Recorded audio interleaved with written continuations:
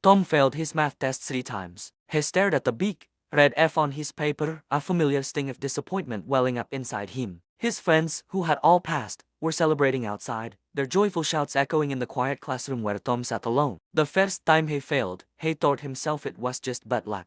The second time, a knot of anxiety tightened in his stomach. But this third time, it felt like a verdict. The numbers on the page swam before his eyes, a jumble of symbols that seemed to mock his efforts. The thought of quitting whispered in his ear, a tempting escape from the cycle of failure. It would be so easy to just accept that he was bad at math and focus on other subjects where he naturally excelled. Instead of quitting, he made a different choice. That evening, he didn't throw his textbook into the corner of his room as he usually did. He opened it to the first chapter, the very beginning. He decided that if he was going to fail, he would at least understand why. He resolved to study a little more every day, a small promise he made to himself. He started with just 15 minutes after school. He would reread the day's lesson, work through a single problem, and then another. He sought out his teacher, Mrs. Davis, during her office hours, his questions written down so he wouldn't forget. At first, it was intimidating. He felt embarrassed asking about concepts everyone else seemed to grasp instantly. But Mrs. Davis was patient, drawing diagrams and explaining things in new ways until a small spark of understanding ignited in his mind.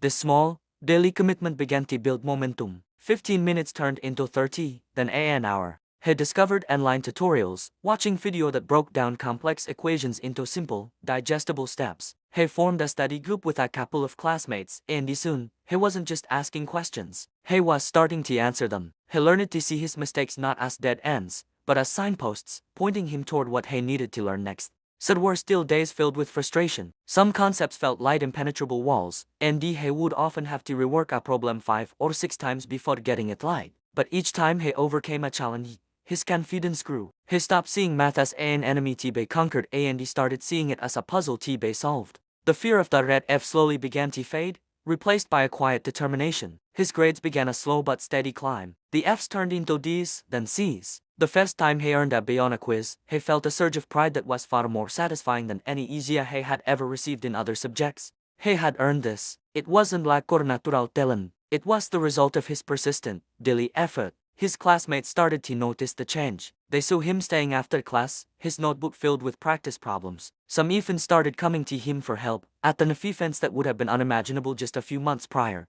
Tom discovered that teaching others helped solidify his own understanding, forcing him to articulate the logic behind the formulas in a clear and simple way. At the end of the year, when the final exam results were posted, Tom scanned the list, his heart pounding. He looked for his name, expecting a respectable pass, a solid B perhaps. He had to read the list twice to believe what he saw. Next to his name was the highest score. He had not only passed, he had excelled. The whispers of quitting that had once haunted him were now a distant memory. The boy who had been on the verge of giving up on math had, through his unwavering perseverance, become the top student in class. Lesson: failure is not the end, it is the beginning of success.